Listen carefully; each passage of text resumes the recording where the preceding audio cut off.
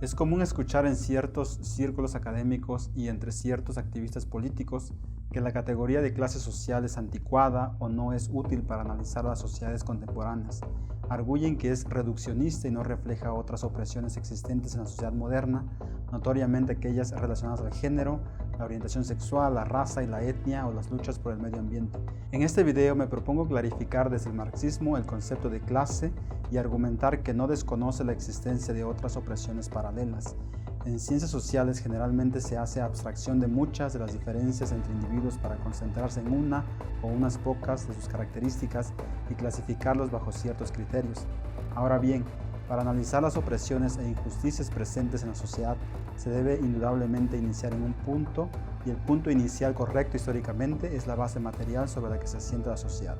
¿Qué características definen a los individuos en el proceso de producción y reproducción de nuestra vida inmediata? Dado que vivimos en una sociedad capitalista, no podemos ignorar la presencia de una mayoría desfavorecida que vive de su fuerza de trabajo, vive del trabajo que realiza todos los días, trabajando en la calle, en las instituciones públicas o en las empresas privadas, etc. Una clase social se define entonces como aquel colectivo que juega un mismo papel en la producción y reproducción de la vida inmediata en el capitalismo, ya sea que ocupe un lugar de privilegio o de marginación, ya sea que viva de su trabajo o se apropie del trabajo de otros. En otras palabras, la clase viene dada por la forma en que nos insertamos en el metabolismo social capitalista, la forma como nos ganamos la vida, como sobrevivimos todos los días. De aquí se desprende que todos los conflictos presentes en la sociedad tienen contenido de clase, surgen o se relacionan de cierta manera con la base material de producción. Son luchas de clases porque son manifestaciones enmarcadas dentro del capitalismo, son producto del modo de producción capitalista, son parte del paisaje de la sociedad burguesa de nuestro tiempo.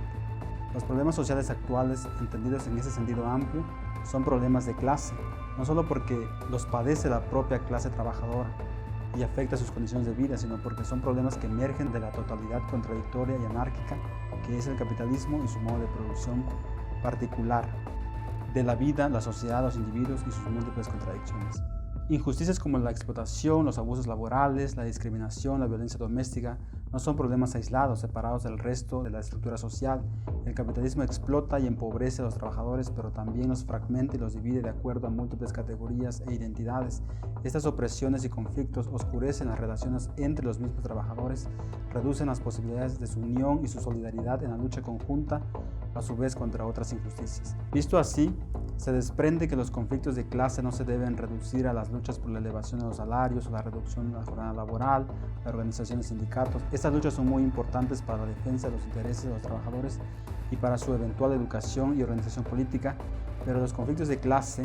los que surgen de la totalidad del sistema capitalista, también comprenden otros conflictos y otras luchas como las de género, las raciales, étnicas, las sexuales, las ambientales, contra la violencia, etc. Cuando se defiende la igualdad de hombres y mujeres, cuando se protesta contra la discriminación contra los indígenas, contra la discriminación sexual, cuando se llama a detener la destrucción del medio ambiente, se está luchando contra las injusticias que genera esta sociedad, la sociedad capitalista de la que formamos parte consciente o inconscientemente. Son múltiples manifestaciones de una sociedad enferma, donde los intereses de unos cuantos privilegiados se imponen a las mayorías.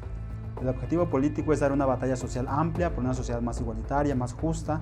en todos los sentidos, donde hombres y mujeres puedan vivir en libertad plena, siendo ciudadanos de pleno derecho. El capitalismo produce pobreza, precariedad, acumulación de la riqueza y la propiedad, produce destrucción del medio ambiente, contaminación y agotamiento de los recursos naturales, produce guerras por la hegemonía política y económica, también produce una clase trabajadora fragmentada y dividida bajo múltiples características, produce la confrontación entre marginados y oprimidos y pone en riesgo la existencia misma de nuestra especie y la vida en la Tierra.